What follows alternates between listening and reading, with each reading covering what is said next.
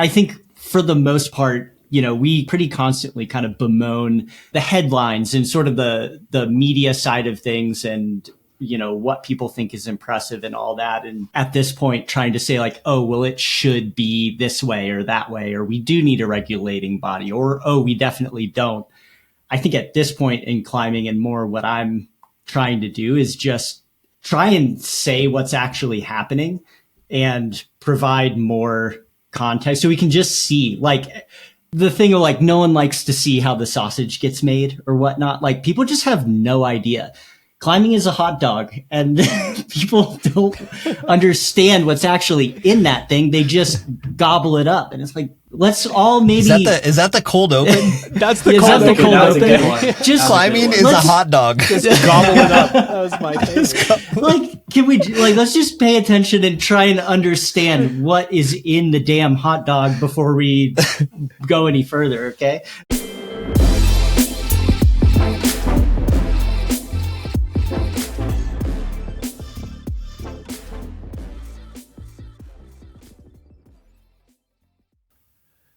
All right. Good Temps crew back together again. How's it going, boys? Doing well. Good, man. Yeah. It's hot, you guys. Heat wave coming through is not good temps. So No. I'm glad to just be talking about all that. Actually, where it's good temps is it seems like it's good temps in Africa. We definitely will be talking about the Africa FOMO. Seems like good temps in Europe. Lots of World Cup. Actually, not good temps in Europe, but World Cup temps, whatever that means. Because they don't care. They're just competing on plastic. And yeah, good to have you guys back. I haven't been getting outside too much, but Austin, I saw you slipping around on some rock in the Northeast. Is it hot as hell up there too?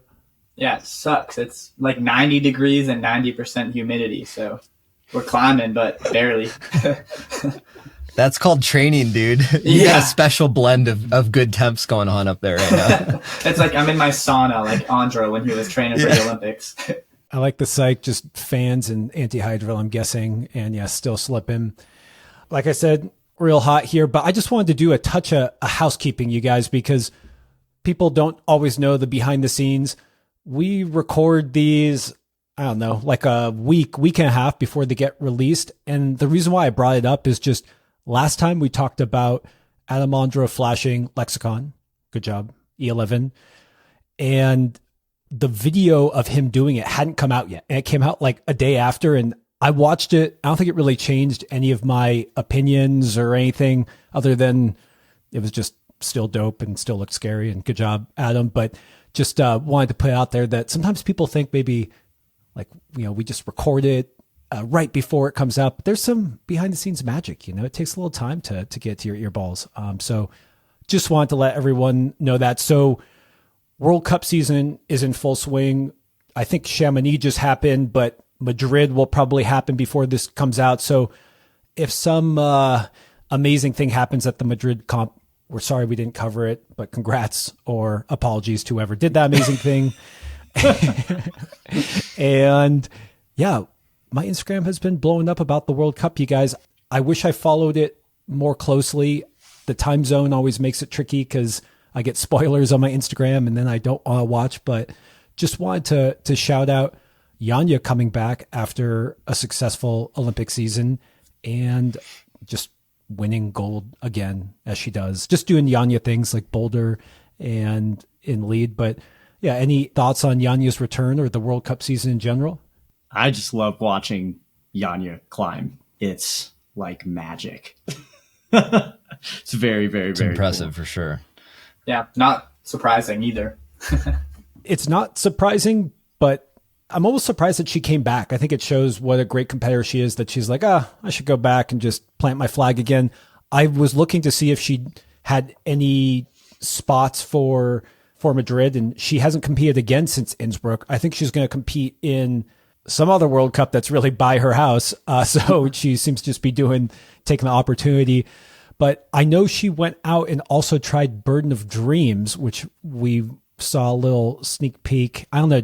I feel like, Austin, you always know when things happen, like any info on how that might have gone, because Olympic gold, World Cup gold, maybe adding, nice, hard, beautiful boulder onto that would be cool. Yeah. No, when we got back, the photographer we were there with posted some photos. Like he was there with Janja, and I texted him and I was like, "Oh, how's it going?" Blah blah blah. And he gave me the whole spray down. It was pretty awesome.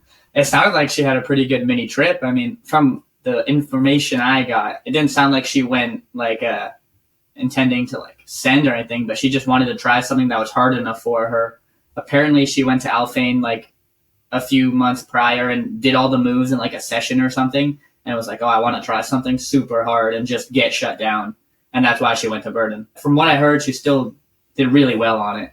Yeah, I got handed to her for having that vision. Dude, Carlo, you said this a couple podcasts ago, just this idea that you need to set the bar high and make your mark. And even if you fail, that's okay. It's actually stuck with me. It was a good one.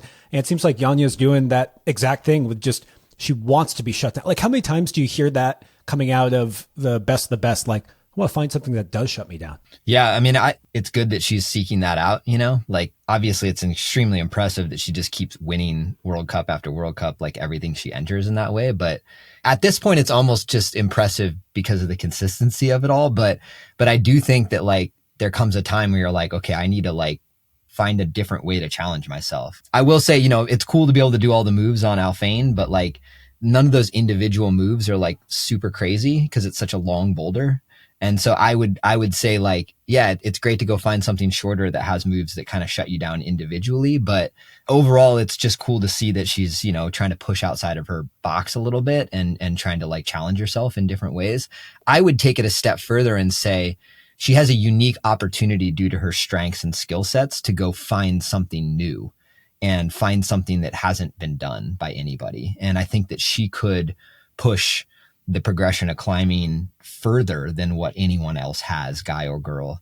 And I think it would be almost cooler for me to see something like that, where she's like, I found this project or this piece of rock that hasn't been done. And I feel like it suits me uniquely compared to other people, and it shut down a bunch of other people, or maybe it's something new that she found. And I think it would be a really cool kind of extension of her career and kind of where she's at. I mean, she's the best, you know, she's like, frankly, one of the best climbers ever at this point. And that to me was always like this insane opportunity to be able to progress the sport. And true progression doesn't come from going and repeating a bunch of things. It comes from finding something new that everyone thinks is impossible and making it possible. And I think she has a unique opportunity to do that with where she's at. I mean, she's insane, like far better than almost anyone I've ever seen, like in terms of movement, understanding, and strength. And it's crazy. So I hear what you're saying, Josh. I think it's rad that she's going to Burden of Dreams and stuff, but I'd rather, instead of seeing her spend weeks on Burden, which I think would be sick if she did it. I'm not trying to downplay that at all, but if she just went and found something to be like, this thing that everyone thinks is impossible, I'm going to make it possible and I'm going to do it. And I think that would be a step further in that. Carlo, you're going to be a great dad. You are a great dad. You're always like, oh, you think you're good? Oh, Jan, you think you can do Burden of Dreams? I think you can do even better. I love I definitely take the sky's the limit approach. You know, it's like, let's not, you know, set these goals like too close, you know, like I believe she could do Burden if she put enough time into it. You know, it would be rad. It would be incredible, but it wouldn't even be that surprising to me considering her capability that she's kind of proven to us over the years, you know? I just think the ultimate expression of climbing progression is to find things that people haven't been able to figure out and to use that skill sets that you've created and to make them possible. And that's what's inspired me as a climber. I think that's what I love most about climbing right now is finding those things, because it's such a cool experience. And, you know, people that are at that absolute top level, like that's such a great opportunity to be able to do that, because you really can bring things into that possible realm, you know, that other people can't. So Will, you started off by saying you just love watching Janja climb. And what do you mean? Like, what does set her apart? What makes her special? It just looks good.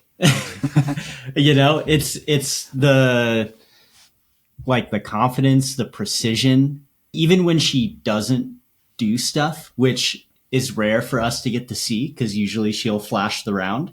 But even when she falls and then like the way that she progresses attempt to attempt, it's really interesting to watch the decisions she makes about what beta she sticks with or changes. And how she goes from not doing a boulder to doing a boulder. I love watching that little mini journey. She just makes great decisions most of the time. Do you guys remember when she got her finger caught in the fourth boulder in the Olympics, and it looked like she hurt herself, and then she came out and did well in lead? And I don't know, I thought that was actually like a defining moment for me when I was watching her, because it's so easy to get shook. And then you may think you can kind of test your finger, in ISO. You're like, oh, is it okay? Maybe it seems okay, but you don't know. And to go out and just put it all behind you, climb confidently to the win. Yeah. Go Janja. That must have been like pretty baller of her to do. Like, she must have been there, finger injured, and just, I at least as a competitor, I feel like the psyche must have been just so high. She was like, whether it's her or it's not her, I gotta do what I gotta do, especially at the Olympics.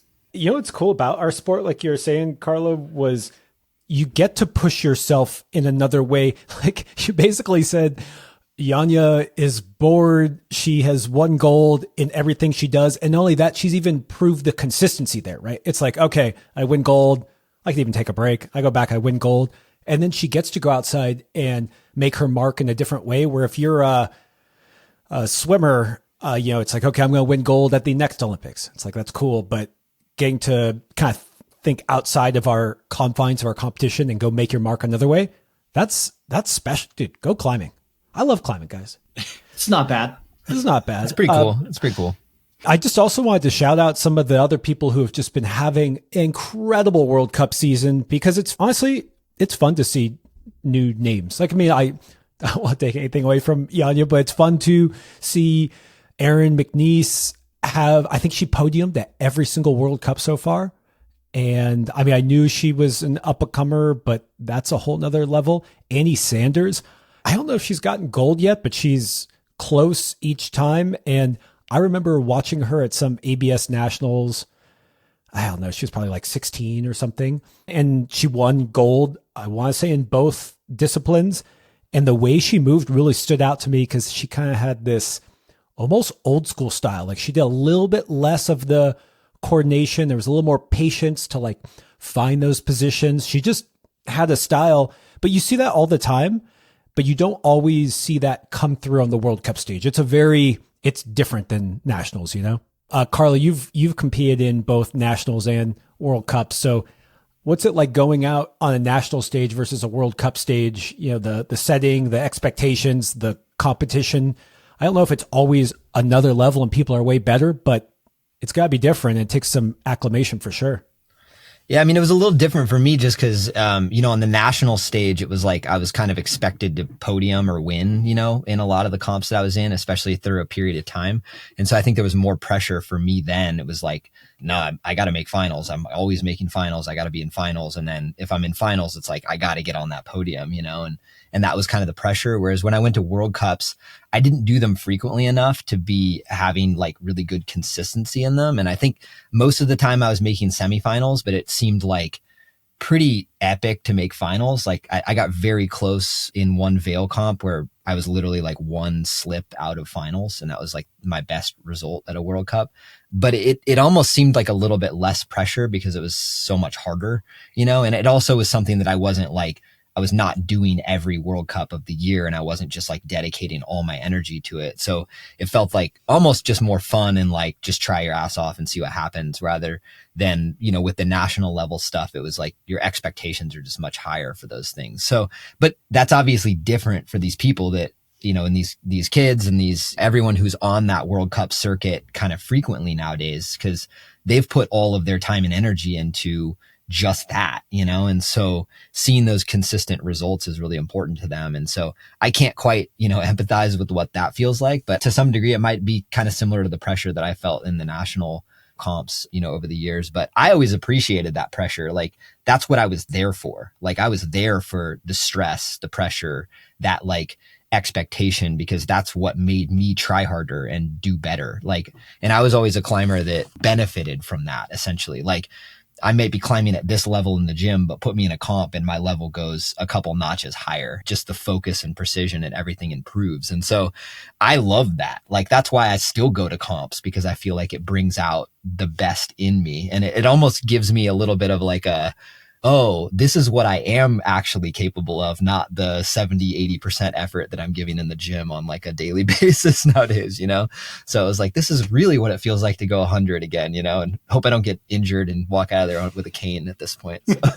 But yeah, I mean, it's cool to see all the kind of the up and comers, you know, in the World Cups. I love seeing new faces and stuff. I will say, and I want to point this out, I think the IFSC just needs to do a better job of like following some of these newer storylines into these comps. Like, they do a really, really bad job of kind of introducing and following kind of the new figures that are coming up in the sport. And, you know, we've got a little bit more information about some of the people that have been there for longer because they've just had longer to tell their own story to the public. But I've always felt like that's something the IFSC should be doing. Like, this is their series. This is what people are paying into. This is what people are watching. You know, it's kind of like what the NBA and what, you know, WSL for surfing and, you know, all these other sports organizations, they're like media companies. They need to be a media company promoting these athletes that are a part of it. And that's their product, is these athletes. They view almost the event as the product and not the athletes that are there as the product. And I really think that they need to shift their way of thinking, because I want to know more about these people. I want to understand what they're going through, where they came from, like what their motivations are, like who are they, you know? And some of them I don't know that much. And I know the commentators try to help with that, but I think that there's only so much they can do in the space of that time period that those people are on the wall. And I think overall IFSC could do a lot better with like lead up to comps, following a storyline through the events, you know, just telling better stories throughout, and just trying to push IFSC. If you want a little soundbite for the next Instagram reel, Josh, here we go, dude. let's lay into IFSC a little bit here. Have you seen Drive to Survive, the F1 documentary? My favorite. Sorry, go on. Yeah. They should totally do a Climb to Survive or something, like all the separate teams, how they train and everything, like behind the scenes. It'd be pretty sick. I totally agree. Well, I think what you said, Carlo, is really interesting, where it's not the event that's the product. Like, that's almost just fodder for the other content, where I think about when Conor McGregor was coming up and he had like a whole series about him. I followed him, then watched like the Josie Aldo fight, which was super famous. Like, I spent hours watching the lead up about him and then watched the fight for that, you know, it was like 5 seconds, to be honest. But just something about that, like following those people. It's like what you did with the dark side. It's like, okay, I did this climb and here's like all the story behind it. And that gives it this weight. I mean, nothing wrong with climbing on an amazing piece of rock, but I think you actually build more and imbue it with a story when you do that media around it. So yeah, good soundbite. Editor, clip that, tag IFSC, make them very angry at Carlo. That'd be great. Hopefully they don't get angry. I mean, everyone should just, you know, get pushed in a new direction, you know? Like, I'm not trying to piss anybody off here, but it's just like, that's what I want to see. A lot of these people coming up, I just don't get enough information about it. And I don't have the time to go like dig deep into who they are on their social media or other things. Like, at this point in my life, I need that stuff served up to me on a silver platter, you know? Like, just tell me the story, like come at me with this well-produced kind of storyline to help get there. And I think that's one of the things that as climbers, we haven't done a great job of on the media side, you know, like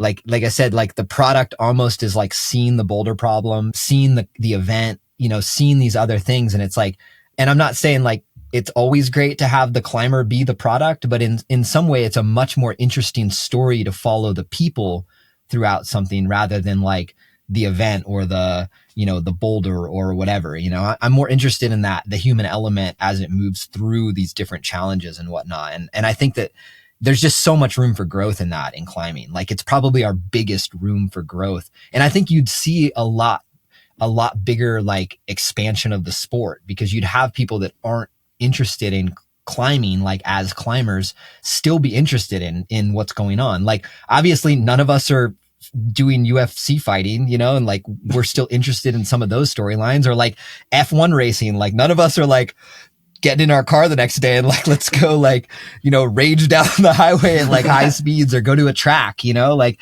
none of us are trying to do that, but we're still interested in like the story of how people go through these things. And I think that's where climbing can really progress, is like, you can have people that don't climb at all and still be interested in what people are going through, like in these different events or different series or different challenges that they're kind of facing. And that's our biggest room for growth for sure. And I'd love to see, IFSC should have the ability to do something like that. Like that's really on them right now.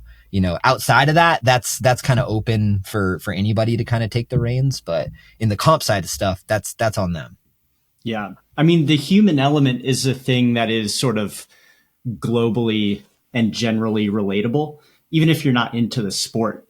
Like I recently watched the 100-Foot Wave documentary series, which so good also. It's so good.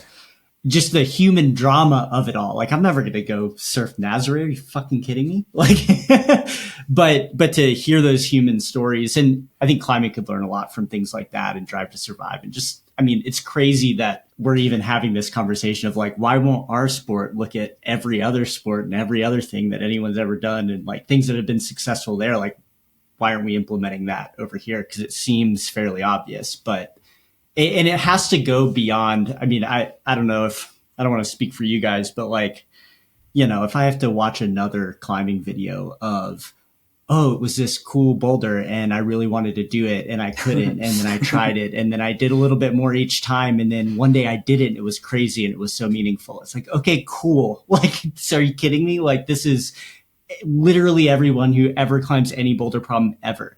That's not the human story that we're talking about.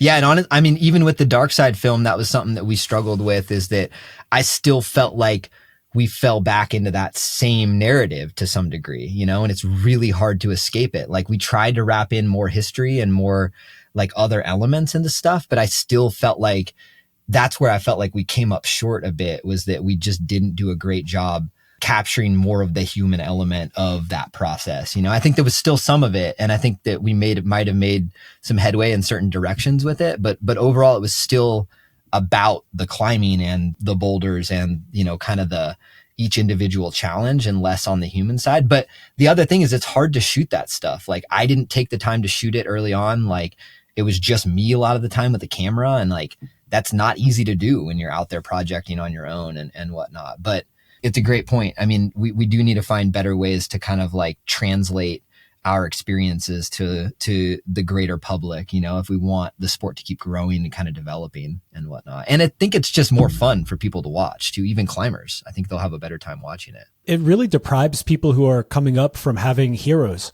If you don't have these big story arcs, it's like, if you just say, oh, I like Janja because she wins. It's like, that's like a hard thing to deeply internalize and drive you.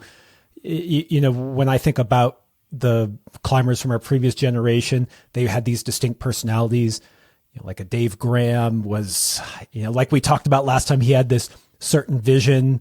He had a certain style and body type versus Chris Sharma. And you can kind of glom on to a vision and a person. And of course, you don't want to just follow in their footsteps.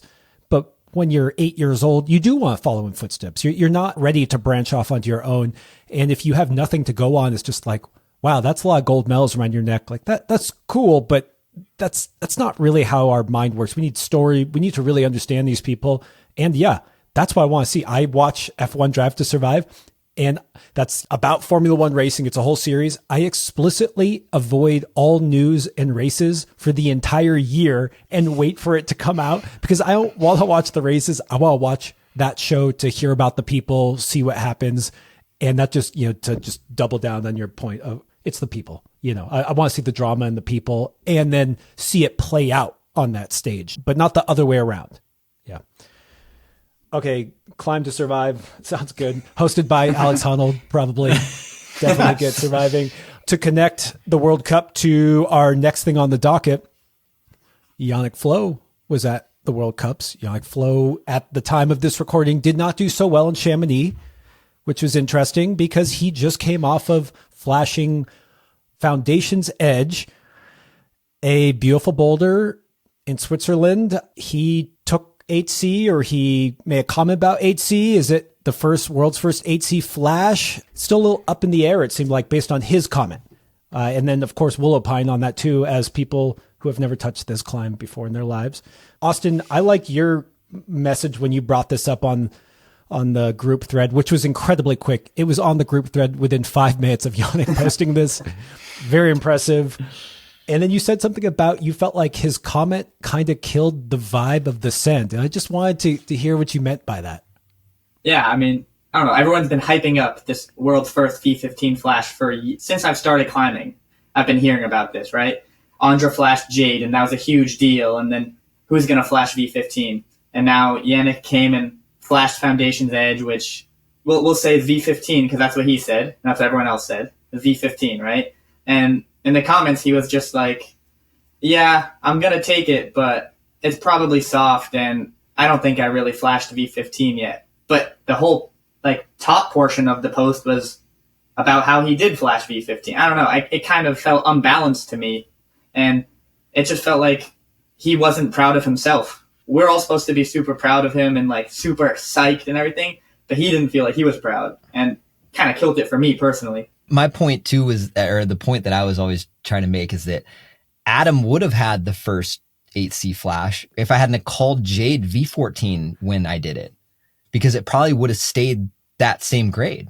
I don't know if anyone after me would have called it V14 if someone hadn't have stepped out and said that they didn't think that it was that. And it was not that far after I did it that Adam came out and flashed it. It was a couple years after. It was a long time ago. It was almost 10 years ago now.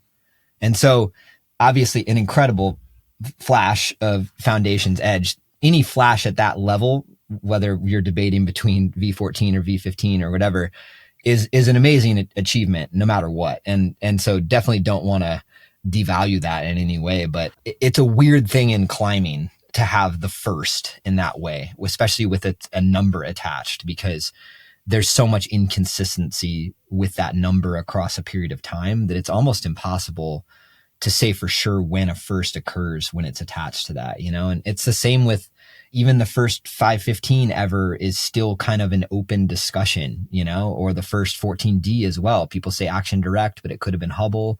Even the first V15. Even the first V15 is totally kind of open to stuff. And so I don't know, there's so much ambiguity around it that I really hate headlines that are first 8C flash, it's it always is going to be there to some degree, but I would rather have seen Yannick kind of own it and just be this is 8C, this is it. Or just be no, I didn't feel like it was, and I'm calling it this, rather than trying to kind of bridge this gap between the two. And I think that would be easier for everybody to process, and maybe it wouldn't change the result in the long run, but it is weird to come out with news and then just be kind of wishy-washy about it. You're saying, I didn't quite feel like it was, V15 or 8C. And a lot of people didn't think it was an 8C boulder anyways. And, a lot of people thought it was soft, but no one actually called it V14, but it might be V14. It's just kind of this weird thing to push out there. And instead you should just be I flashed it, super psyched to be able to do it. I don't think it was that hard, or, I do think it fits in with V15 boulders, and or even saying I flashed it and it's really hard to grade flashes. I don't really know what grade it is. We'll see what it settles out to in the future, or just let it be. Cause the accomplishment is still the accomplishment. It still happened. He still did the boulder first try.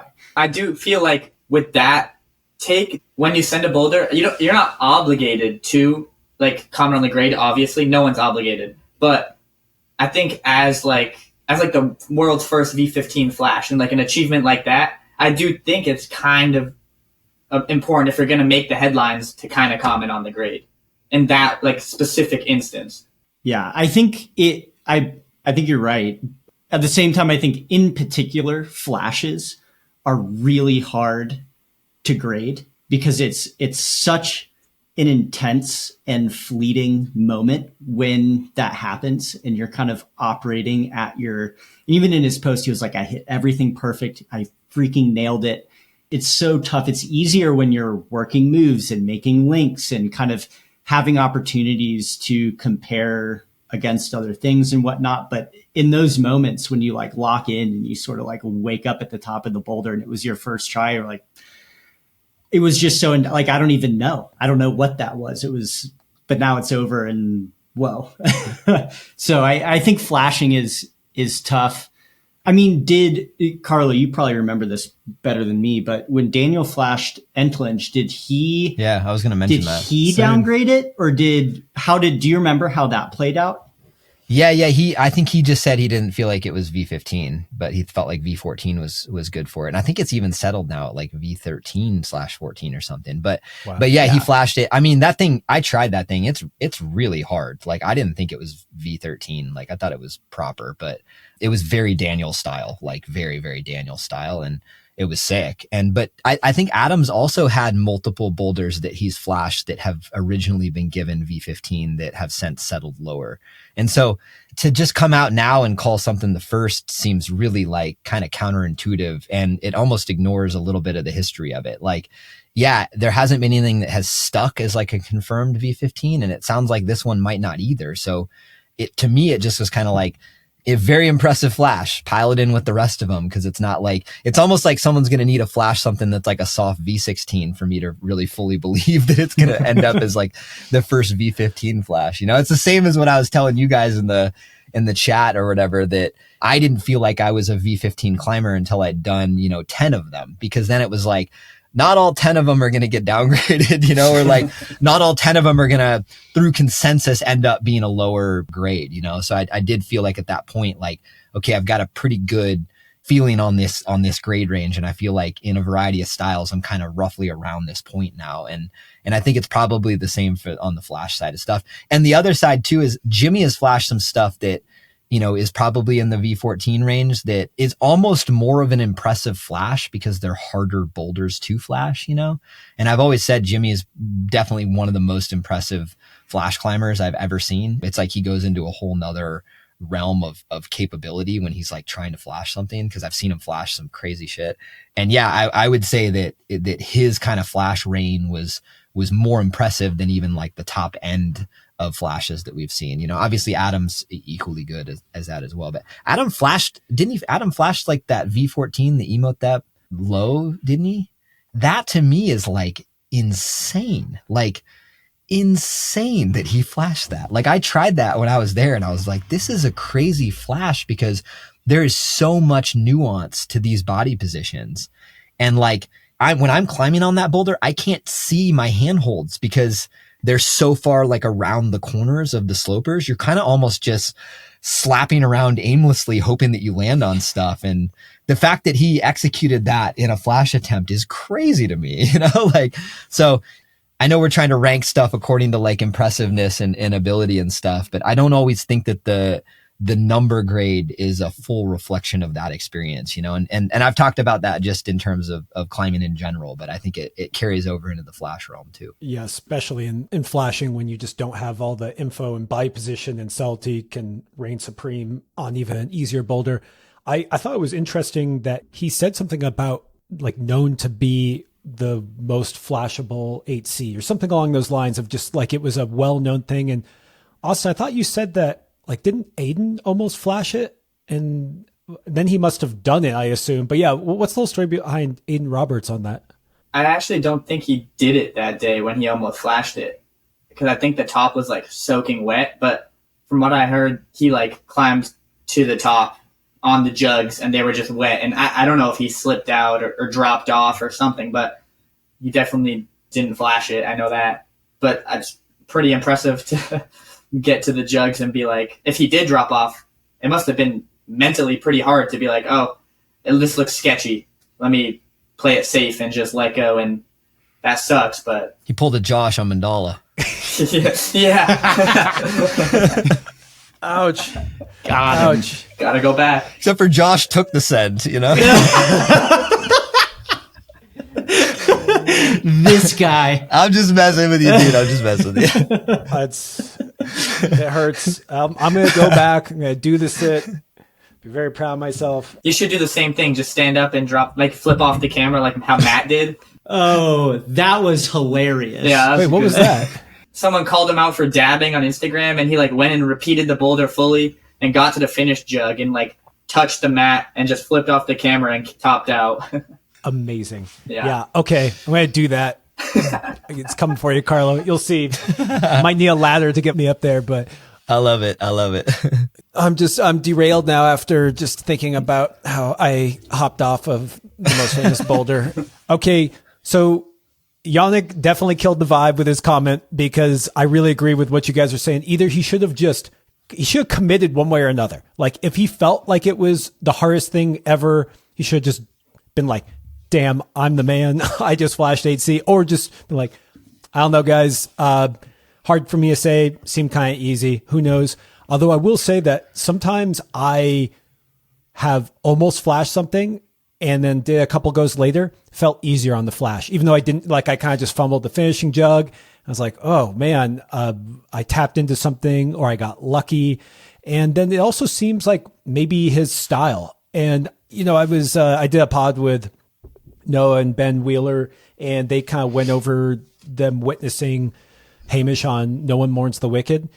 And, big news of, him doing a V17, or maybe not. I don't know. He didn't opine on it too clearly either in just a session. And I think it was Noah said something about how it was tailor made for Hamish. Yeah, maybe it was perfect temps and everything. And it almost seemed wrong to have to ask him what the grade was. That it's going to be really hard for him to intuit what the appropriate grade was. And we've talked about in the past, Will, about taking grades and your dislike of that term. And so it's just tricky, because imagine you're in this position and you just don't have the information, and you look on 8A, because that is a common thing to do, is like, I'm not sure. Well, what's everyone else say? I mean, that's how even No One Mourns the Wicked got graded, is Nathaniel was like, I'm not sure. So I climbed with all the best climbers in the world on it and said, this is what you guys think too. And so, maybe we should cut a little slack, dude. It is really interesting with climbing, because it's some rock, with a lot of other competitive sports, like where you're competing against somebody else, like somebody wins, somebody loses. And with climbing, it's some kind of challenge that exists, and ideally it doesn't change. And then everyone just comes and applies themselves to it. And as we've talked about, has some sort of an experience, and feels some level of difficult for them. But there's no real objective, like, oh, well, when the holds are this far apart relative to each other in space, and then this is objectively what this means, or whatever. Like, it just doesn't exist. And it makes it tough to compare things. But something that I was talking to somebody else about recently is flexibility, in particular in relation to experiences of difficulty, because I'm really pretty flexible. And there are certain things that I've climbed where I'm like, just because I'm able to occupy a certain position like this, it is easy to me. Like, and I'm not saying that it's not a hard thing, but like, because I can move in this way, this isn't a big deal. And then I'll be like, oh, I didn't think this was that hard. And somebody will say like, oh, well, that's just because you're flexible. I'm like, okay, well, you thought that was easy just because you're strong. Like, fuck you then. what are we even talking about? It? And that sort of brought up something in a conversation I was having about, like, when people talk about something being morpho, and the certain things about yourself that maybe you can't change. And then there's certain things about yourself that you can change. And a pet peeve of mine over my climbing life has been flexibility. Like, flexibility is changeable and trainable. So you can't dunk on me because I'm flexible and thought something was easy. Like, it's just as trainable as strength. But for somebody whose Shindex doesn't fit an E-bar, it's like, okay, well, they literally can't do that thing. That's a separate scenario. Anyway, I don't really know where I was going with that. Simone Lorenzi entered the chat and put a book on his knee, but go on. Yeah. And put a book. Yeah. Or Roland's flip-flop beta.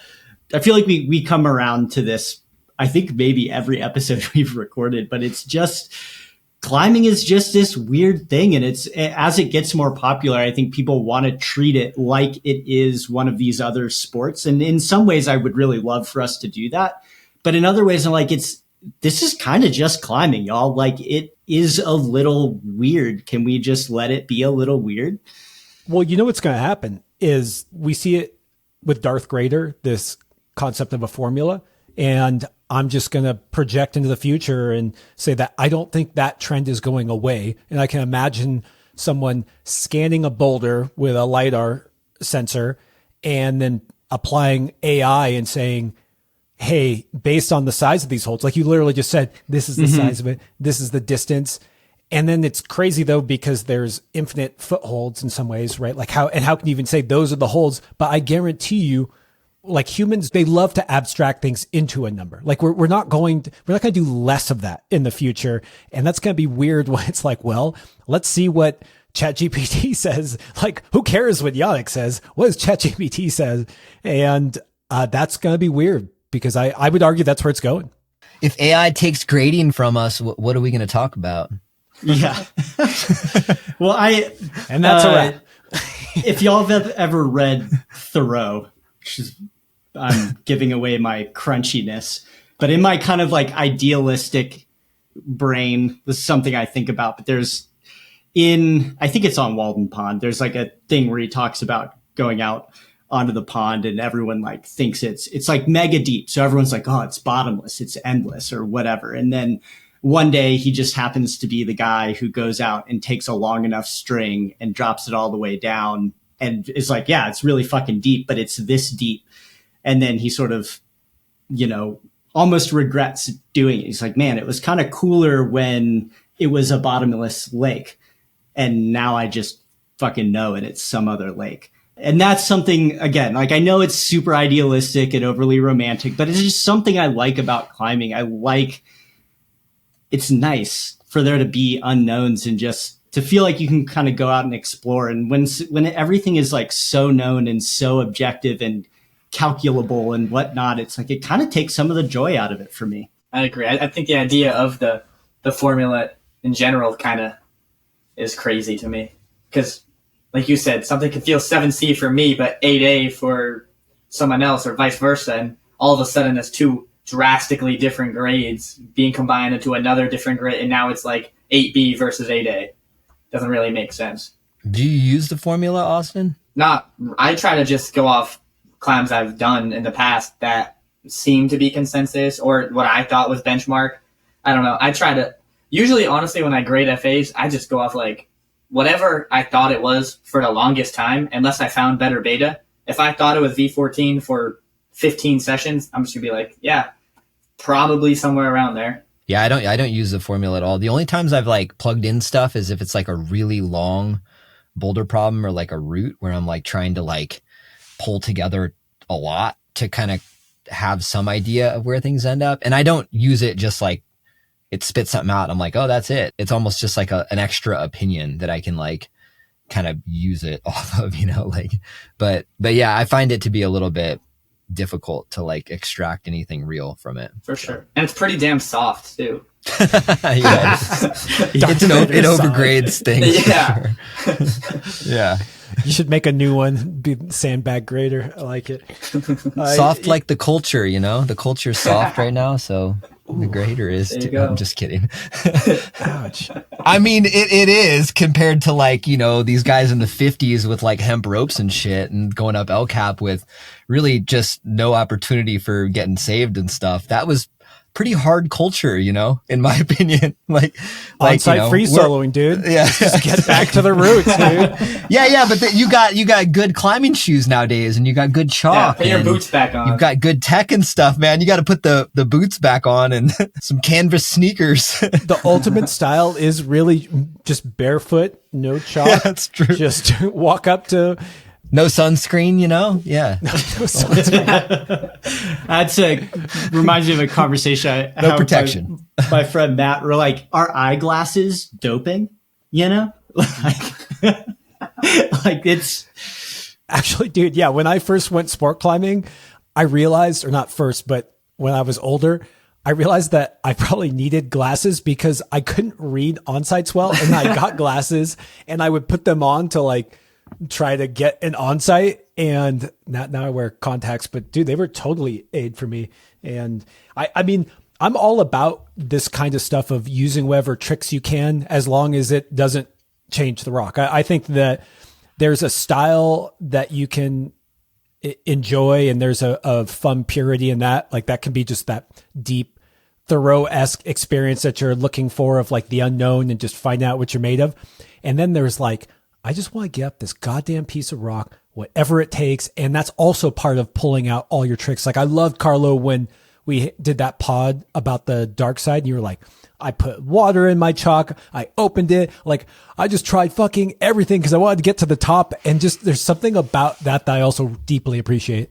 Well, even with that, like for like official marathon records, there's shoes you're not allowed to wear. And there's, swimming suits you're not allowed to wear. Like, and maybe, the IFSC has taken a stance on some things. Like, I don't think you're allowed to bring a knee pad out, but like, yeah, no knee pads. Yeah. There's some rules for sure. Roans used to be banned. But like, you can't start a boulder problem too, without a shoe on. You can't climb barefoot. But if your shoe falls off, and this was the rule a while back, I don't know if they've changed it, but if your shoe falls off or comes off mid-route, you can keep going. And so I actually tried, there was a volume problem at one World Cup that had these old Entrepris volumes that were actually really easy to stand on barefoot. Like you could just stand on them easily barefoot. And I saw them in the comp. They were the only footholds, and they were really slippery with climbing shoes on. And I tried to figure out how to get my shoe off midway up this problem, and I was unsuccessful, but I was like, I knew the rules, and I was like, I'm going to try and get my shoes off and do this thing barefoot because I'll do the boulder. But yeah, there are some weird rules. Not nearly what you're talking about though, Will. Like, yeah, they don't have like the same, specificity that you would find in other sports and whatnot. I mean, climbing still seems really Wild West as far as the tech that is and isn't allowed, especially with rock climbing. Like there's no governing body. There's no one kind of overseeing any of that stuff. And I'm not necessarily saying there should be. I'm just trying to push on Josh's point of like, there is that like no holds barred kind of thing, but that sometimes diverts into a whole other thing. Like there's have you heard of the enhanced games? Yeah, the enhanced games. Yeah. I was waiting for that. Yeah. The dudes, they're like, take steroids. Do whatever you want. Like, let's just see what you can do. That's a whole conversation in itself, but I don't know. Scary. That's scary. It's interesting to me. Just tons of roided out people running around trying to do crazy shit. But they're not like, they're under the supervision of a doctor. Like that kind of stuff can be done in a like quote unquote. Doctors are a little like, scary sometimes, dude. They're kind of like, go for it. Let's see what happens. Certainly. But I mean, it's your sweat glands. Go for it. Whatever. There's a really great documentary on cycling about like kind of like a pro-am dude who finds some really sketch doctor who's like, yeah, let's blood dope you. Let's do all this stuff and see what you can do. And one, it's just a fascinating documentary. Josh, if we find it, I think it's called Icarus. Icarus, yeah. Dude. Okay. I've seen that one. I've seen that. Amazing. That and even despite all the doping and basically just devoting his entire life to literally doing whatever it takes, and he's not even that good. Well, that's the big joke in the enhanced games is that we're going to find out that the times that they do in the enhanced games are the same as the Olympics because all those guys are enhanced also. And I'm like a big fan of that stuff. But then someone pointed out to me, it's like, what if your kid's idol is on all this stuff? And I don't really have a problem with people sacrificing themselves for the love of their sport. Like, we all hold Alex Honnold up on a pedestal. The world loves him because he free soloed El Cap. Amazing style, a beautiful feat.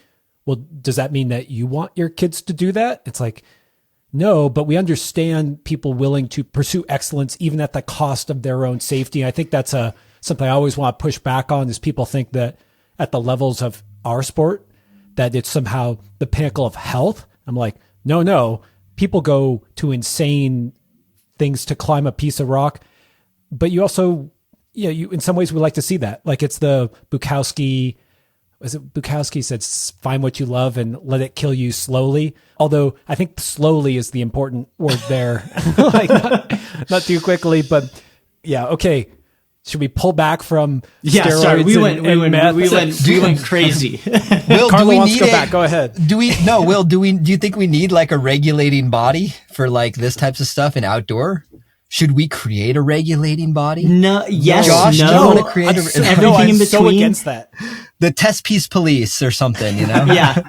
I think for the most part, we pretty constantly kind of bemoan the headlines and sort of the media side of things and, what people think is impressive and all that. And at this point, trying to say like, oh, well, it should be this way or that way, or we do need a regulating body, or, oh, we definitely don't. I think at this point in climbing and more what I'm trying to do is just try and say what's actually happening and provide more context so we can just see, like, the thing of like, no one likes to see how the sausage gets made or whatnot. Like, people just have no idea. Climbing is a hot dog, and people don't understand what's actually in that thing. They just gobble it up, and it's like, let's all maybe. Is that the cold open? That's the That was a good open. one. Just Climbing is a hot dog. Just gobble it up. That was my favorite. Like, can we let's I just love pay it. I love attention it. and try and understand what is in the damn hot dog before we go any further, okay? No, I'm on board, man. I love it. I That think was that's perfect. great. The last thing I want to say on is that I would definitely never want to police outdoors because I believe in just the pure desire to be drawn to something. For me, it's usually beauty and to find out how to get up it. And, this is like a topic that's always dangerous. And I talked about it with Dave McLeod. There's been some famous sends that took place because of anorexia and drug use. And I won't name them, but if you know, you probably know. And then we still covet them and highlight them. And you can say, that is wrong. Like, do not do that to your body. That is terrible. And I would say, yeah, that's maybe a sacrifice I'm not willing to make to climb that boulder. But I'm just really hesitant to tell someone, oh, that thing you love and you're dedicating your life to and you're willing to die for? You should stop that. And you should go get McDonald's and watch Netflix instead. Like, fuck that. Fuck that. Go fall in love with something. Do what it takes. We can comment on it. We can do a podcast about it. But if you're honest and you did it for your own love, then you don't really care what the media says anyways. Okay. I still think you should be eating Yeah, enough food and not destroying your body Yeah. for the sport. Yeah, It's a dangerous game. Josh is just promoting everybody to just do everything it takes to get to the top, and I'm like, whoa, dude! Like, there's a line here, okay? Like, I see the vision. yes, put the effort in, put the time Thanks, Austin. in, but Thank you, please, Austin. please, you can eat food and not eat McDonald's, Yeah. There's nuance. I honestly, the longer I climb, the more I love climbing and the less I'm willing to do to achieve some level of performance. Like, those are not the same thing, for me at least. Definitely when I was younger, it was like, I don't care if I overtrain or get this chronic injury because I just want to do this thing. And if I do it, even if all these other things break, then awesome. Like, I'll be happy with that. And I've lived my climbing life like that for a period of time. And these days, that's not worth it to me. I love climbing and I want to climb until I literally cannot pick myself up out of a chair, And if I don't pursue climbing in a relatively healthy way, I'm just never going to get to do that. And that's actually more important to me than sending any individual boulder problem. I want to do it forever. So just depends on, I guess, what the goal is. But definitely as a younger climber, I thought a lot more things were worth it than I do now. And I think it would have been healthier. Younger climber in that scene to hear more about how they're willing to push it and those around them feel, because I do agree it's maybe a bit more of a young man's or young person's mindset. I mean, I don't think I'm willing to, like, I like eating, I like feeling like I'm not broken, and I'm dealing with my first injury now because of overuse, basically. And I sat back and I was like, that was so stupid of me. I felt it creeping up. I felt it happening, and I just kept going. I think the way I view it is, if I want to do it long term, then I can't get injured now because it's just going to stop me now. I don't want to be stopped now. I want to keep going. I wish I could speak for everyone else. I'm sure a lot of people feel the same way, though. I'm a romantic. I like the extreme. When I think about F1 and Drive to Survive, like, those guys are just pushing it and people die. I actually did used to race. I've been to F1 events. I did not race F1, but I did this stuff that was super dangerous. I remember my dad brought me up doing, he would break his ribs and people would die doing the things we were doing. And, to be a good racer, oftentimes there's almost an element of chicken that you play. And it's like, who's going to take the line, Oh, sorry, Josh. But my dad also grew up racing and has the exact same mindset. And I think I kind of adapted both in a way. I texted in the group chat and I was talking about all that competitiveness before. And that's kind of that side of it for me. It's like, that's where that mindset comes in. But the longevity part is where, the other mindset comes in. I don't know if that made any sense, but that's kind of I like two-face.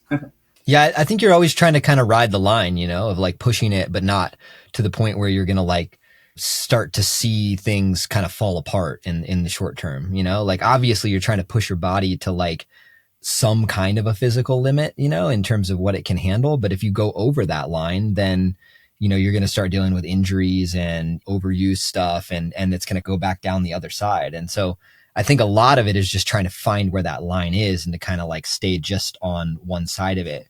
I just think that some people aren't well educated and kind of in tune with their body enough to know where that line is, or they just think that the point is to go over the line and sacrifice the long term for short term gains. And I think that, especially when it comes to, eating, and eating disorders and climbing and just getting lighter for climbing, I've seen that to be the biggest example of that, or people are just like, I got a big trip coming up. I'm going to cut down as much as I can and then, go through the trip and then, hopefully things will be okay in the long run, essentially. And they kind of know that it's not the right way to go. But if you keep following that process, those ups and downs are also really bad for your body. Even if you do rebound and go back and forth, those swings are not good for you. You need to find a level where you can maintain for a long, long period of time in terms of weight and your training and everything that isn't going to break you in the long run.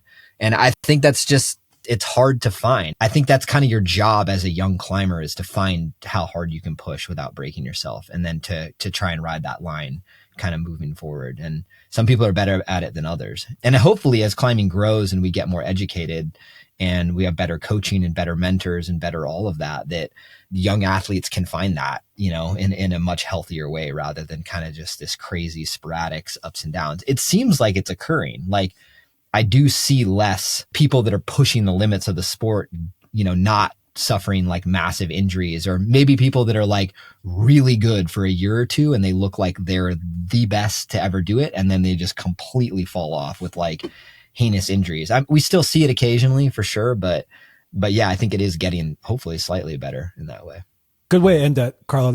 I thought that was great advice of finding out how hard you can push it for decades, because greatness isn't going to happen in 1 year. Like you're saying, you might do something cool and then you don't. And I want to point out that if you ride that roller coaster of weight, that it kind of messes up technique. Like I climb differently when I'm 5 pounds lighter or heavier. And if you can't maintain a style, it's like hard to make progress when one day you show up and you're great, one day you show up and you're terrible, and you don't really know what's going on. And so, I think there's a, long-term compounding effect of just knowing what you're capable of at that line and continue to push it. So I've pretty much never fluctuated much, at least more than like 5 or 10 pounds on weight in 20 years. So it's really hard for me to say. Like I just haven't fluctuated at all, basically. The only times I've increased is because I was putting on additional muscle mass when I was like bouldering and like lifting more, like early on. Like around the time I did the game, actually was probably the heaviest I think I ever was.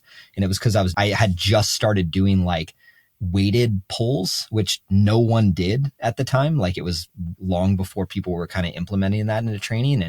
And I got like big, like I can put on a lot of muscle mass, and I felt good on power stuff, but then endurance stuff was really bad. But I think my thing throughout all my training over the years was that I want to be able to keep climbing. Like my whole goal is to keep climbing. I'm not going to sacrifice short-term performance for potentially not being able to climb in the future. And I think if people keep that in mind, like continuing to climb is a form of being able to progress as well. But what if that's not your goal? Well, then that's okay, but yeah, you're going to have to be okay with the fact that you were just kind of a flash in the pan, you know? I mean, all the data supports the longevity thing. Like you'll reach a higher peak if you don't get hurt. And something from Steve Bechtel that is actually really, really tough for me because I'm a habitual line stepper. Like I really enjoy like pushing it, just the physical feeling of being like on the edge. So something that has been really important for me to kind of temper that has always been this kind of quip from, I think it was Steve Bechtel, but like, better to undertrain by 5% than overtrain by 1%. And like better to undertrain by 5% for 10 years than to overtrain by 1% once, get hurt and have to take 3 months off. Like it's just totally not worth it. And all the science around strength training and hypertrophy and all that stuff is like, you don't have to push all the way to that edge. It doesn't actually make you bigger or stronger or faster. Like it's just, you're piling on risk that is not actually going to pay off in the short term or the long term. Like it might feel nice, but it's not actually that great for you. You're not actually helping yourself. And I'm speaking to myself right now, coming back from an injury. And like every time I go train or like go climb, I'm like, chill out, just chill out. Like, oh, you think you're going to do one more? Stop right now. Go home. Like it's tough. It is hard. I agree. And if you look at my actions, I'm aligned with what you guys are saying with the longevity. There's plenty of cream in my coffee right now. And I am a guy who gets injured because I like trying hard. Like it's something I love. And now when I train, I always kind of leave a little in the tank. I've been kind of pulling it back a little bit. I haven't really been injured. But Carlo, you said something about setting your sights high and making your mark. And, there's this idea of, hey, I just want to climb. I just want to progress. And I feel that, but I haven't always felt that. And I can appreciate people who set their sights on something that is impossible to them. Maybe it's, almost impossible for human achievement. And then they devote everything to it. And that can be a motivation and impetus. And the idea of longevity and progression, they're like, I don't progress to progress. I'm progressing to do this. Like I don't want to get better. I don't care about getting better. I care about this. And people will take it to a level and push themselves in ways that I don't want to police. I don't want test piece to police, that motivation. And so that's my pushback against that assumption. And we could probably go on this forever, but just eat well, don't do drugs, live a long time. And I want my kids to look up to that. But if you want to risk your life or push your body to the absolute limit because that's what you're going to do, there's nothing we can say to stop those people. And we can applaud them as well for their love of the sport. I have a question for the group because I was watching this really interesting interview with it was a golfer. Risky. It was, yeah, maybe not super risky, but it was a really, I'll see if I can find it and send it to you guys, but it was like a really concise sort of expression of this thing that I know at least I personally feel in climbing. I'm curious if y'all feel it too, but it's, you build these things up in your mind. Like I want to send this boulder, do this thing, and you accomplish it. And like anytime I've ever accomplished anything that I've ever really worked hard for or like kind of built up in my mind, you do it. And it is cool for like 5 minutes. Like those 5 minutes are pretty sick, but man, it goes away quickly. And I think it's worth sort of reckoning with, like when we're having this conversation about short and long-term payoff, like I think it's worth mentioning that those short-term payoffs are really fleeting. And you may build these things up in your mind as like, oh, when I achieve this thing, I'm going to have made it. I'm going to be happy and that's going to last. And I think the reality of that situation, for me at least, is that that's not really what happens. And there has to be something else that's bringing you the happiness or the joy or whatever fulfillment long term than just those like fleeting moments of success. And I think that's, for me, the core of the question between that short and long term payoff thing is like, is that short term really going to be the thing that you've built it up to be? This is loser talk. You don't remember who the golfer was because he didn't win, and so he's justifying. He did win.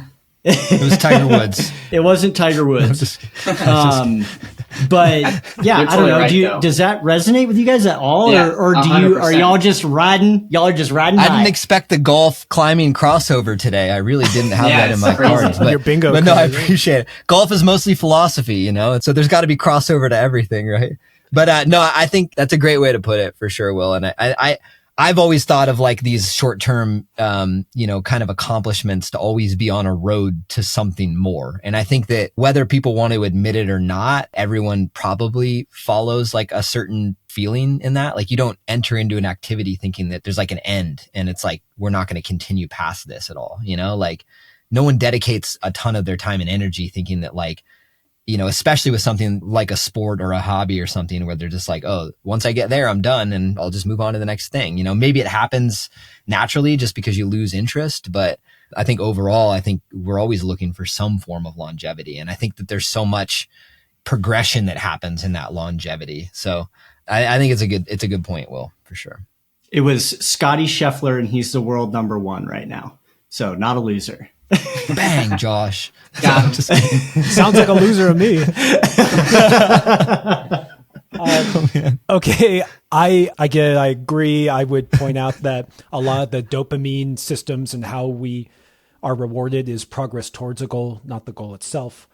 I get it. I also understand people getting inspired, being driven by something that they somehow can't control. And I think it's very wise to love the journey, not the destination, and to recognize that whatever mountain, boulder you might climb, that you're just going to want to climb another one afterwards. And I really do agree with what you're saying, Will, where whatever achievement I have had at the time is fleeting. And actually, when I reflect on the top moments for me in climbing, it's these moments where I had to draw on everything in my 30 years of experience. Like, and they just all were forced out of me. And I'm also, it's memorable because I did it and I pulled it all together and there was a struggle in that moment. And then I came out triumphant. And so, you know, sometimes that's correlated with something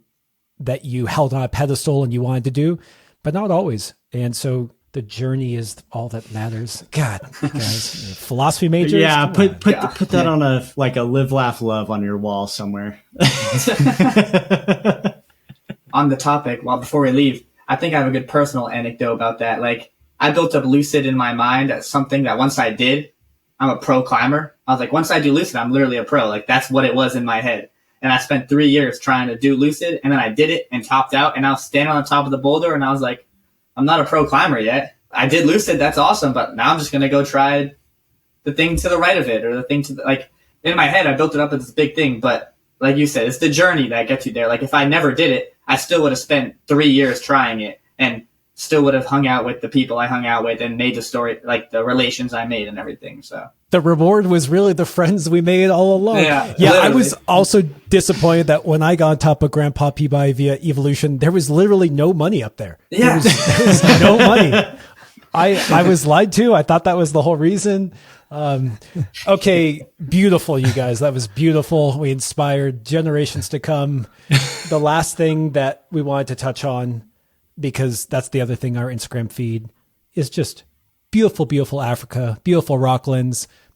Carlo, you said just add to the docket, just Africa FOMO, and it's hot. It's not hot there. People are sending, people are flashing, and I want to be there too.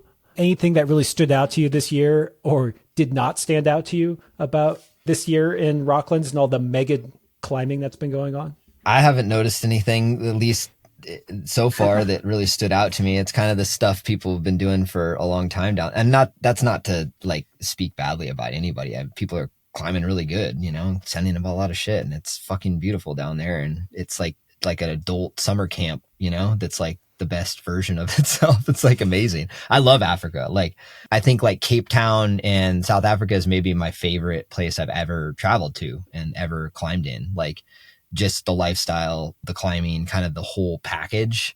It's unfortunate that it's so far away. It's such like a difficult place to get to in that way, and expensive to get down there. Luckily it's cheap once you get there, but yeah, it's amazing. So I think my FOMO is always like, it's less about like the performance or like sending FOMO, you know, like people are sending and I'm not sending, like whatever.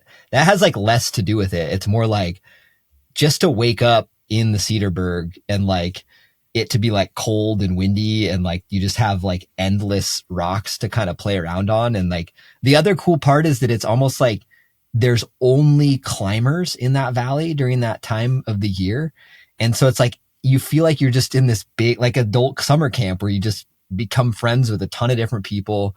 Everywhere you go, there's people to kind of hang out with and you're all kind of doing the same thing. And it's a fun kind of community vibe down there. And honestly, it's gotten even crazier since I think I was last there. It's been now almost 10 years since I was last there. So it's changed a lot, I'm sure. So yeah, I get FOMO in that way. I lived down there in 2012 in Cape Town for 3 months. And then I did another like month and a half trip in like 2015. So I've spent a considerable amount of time down there in the past. And yeah, I loved those experiences and I get just FOMO for that. But it's always hard for me because I try to like separate, you know, like what you remembered 10 years ago as being like incredible, you know, is like obviously if you went down there now, you probably wouldn't have the exact same experience. Something would be different, but I just know that place is magical and for climbers especially. So that's where my FOMO comes from. And yeah, it's beautiful. So Austin, you got a whole crew there right now. Give us a little update. You were supposed to go. What happened?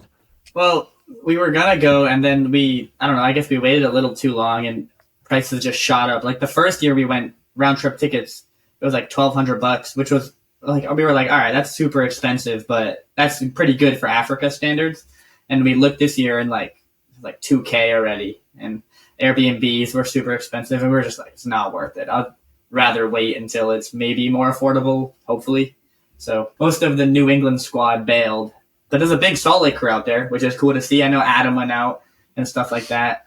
I was just talking to Adam yesterday, and he was just telling me he went into the trip expecting to be psyched on projecting, and he just got way more psyched on doing volume on all the classics, like everything he didn't get to try the trip prior, basically. And I was like, that's cool. I didn't expect that either. Like, I expected him to go in and just hammer away at some like tall ones, and that's cool. He followed the psych. I think that's super rad. Yeah, I'm sure you are singing a different tune when you're out there climbing on 90-degree weather with 90-degree humidity, or 90 humidity, whatever that metric is. Yeah, slightly different. Yeah. Will, you didn't seem to have the FOMO that I had or that some of us had. I don't do Rocklands FOMO. I've shut it from my mind. You mind. haven't been to Rocklands, right? Yeah, you can't even have FOMO. I've never been, and call me crazy, I don't think I'll ever go. Damn, wow. You gotta go. That's crazy. That's crazy, man. There's so many bouldering areas in the world, you know, like I didn't start traveling to climb young, you know, like I only recently in my life have kind of got into a spot where it's like, oh yeah, I could go climbing somewhere for 5 weeks at a time and not like blow my entire savings and eat ramen and you know what I mean? Like, I don't know. You know, I haven't been to Font. Like, are you kidding me? Like, I've been to Switzerland. That's like the only international climbing destination I've ever been to. I'm going to Squamish this September. It'll be my first time ever going there. I've never climbed anywhere in the Pacific Northwest. I've never climbed anywhere in Idaho. The Northeast is completely untapped for me. When I was younger and climbing in the Southeast, I was like 15. And so it's almost like a totally new area to me now because I'm an adult dude and I can climb way harder. So everything is like open to me down there. In the summers, like, dude, I currently, my heels are disgustingly blistered and like oozing from like a 12-mile alpine day over the weekend. And like, dude, I just freaking love doing that. I got to yell at a bear, like hike through shoulder high wildflowers, like be under sweet peaks. Like, it's just, I'm not going to be able to go everywhere. And there's so many places I want to go and like so many things. And if I never make it to Rocklands, so what? Like, there's a lot of things in my life I'll probably never do. It doesn't feel worth it to me to like beat myself up about it, you know? Like, it would be cool to go and maybe one day I will, but it's just totally not It's just not in my head. There's so many cool places. We'll beat you up about it. Yeah. I think it's a fair point to like realize that there's a lot out there, but I do think that Rocklands is like top tier, at least in skip terms Idaho. of like, experiences. You know, You could definitely skip I can Idaho. drive to Idaho though. That's true. Yeah. It was pretty fun.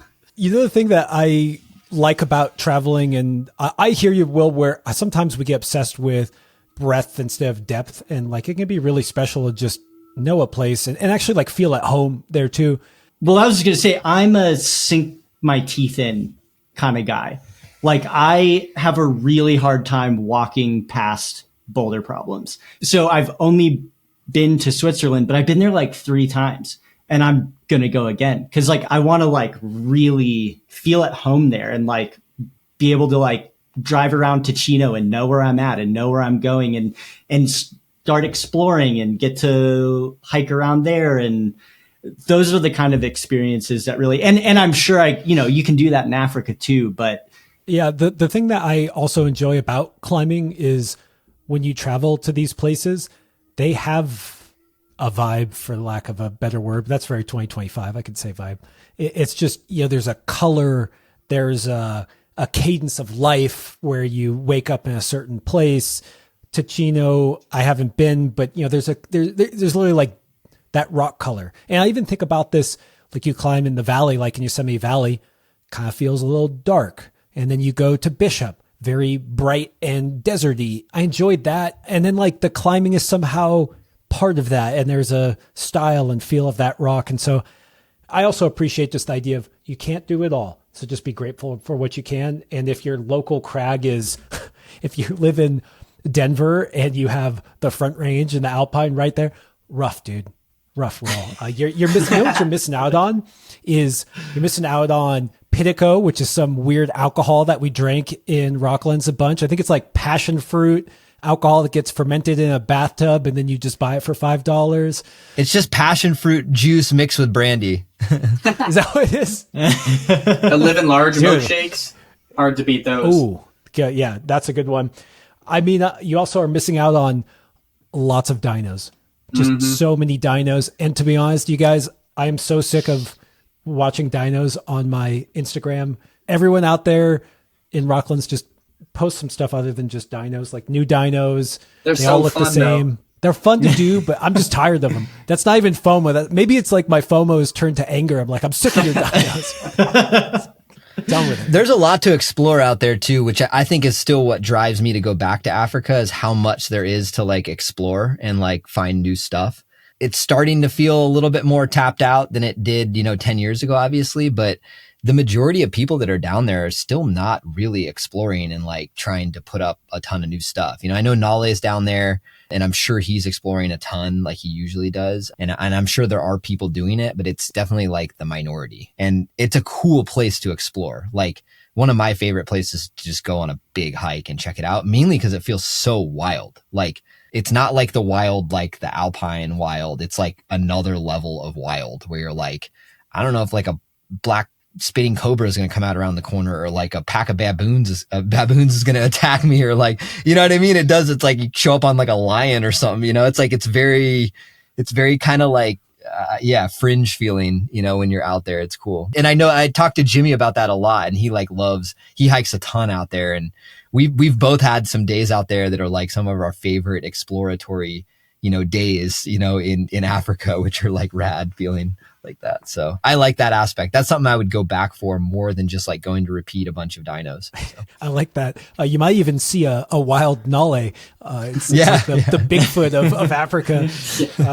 Dude, I like that you painted that picture, because one of my best memories of Rocklands was a day up at, I don't know, where Shosholoza is and Splasher Red. I can't remember what that area is, but walking back from that during the nighttime and the stars, at least at that time, it was like 10 years ago. I was there when you were, Carlo. There was much less light pollution, or just in that area, and hopefully still is no light pollution. And I've been out a lot, but seeing the stars, I don't know, that's like the stuff that sticks with you. You're like, it felt like there was a blanket above us. There was no drugs involved, no steroids, no other drugs. Just, I had never seen stars like that before. And yeah, it's funny to have that memory 10 years later instead of like, I don't know. Actually, I remember climbing Shosholoza pretty well too. To respect on that too, actually. Also, just so our listeners know, this episode was brought to you by Cedarburg Tourism. We're promoting the Cedarburg as much as possible. Discount code of if they want to give me a discount code, maybe I'll go. I'll see what I can do, boys. Yeah, I'll see. Yeah, right. I'll take it. Okay, it's good temps over there. Good temps to you guys. That was fun. I always love where we go on these, where the latest news stories takes us. That was really fun.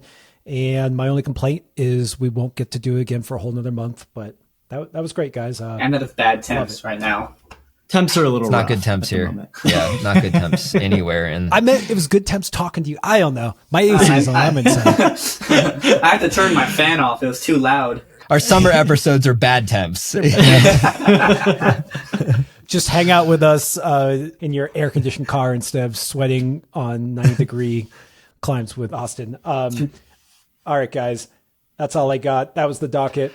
Super fun. And see you next time. Thanks, Josh. Thanks, guys. Thanks for tuning in. If you'd like even more content, go to patreon.com/testpiece. And while you're at it, share this podcast with someone you know who would love it. And please leave us a review or rating at wherever you get your podcasts. We've also got tons of great content on YouTube and Instagram, so don't forget to like and subscribe there. Okay, see you next week.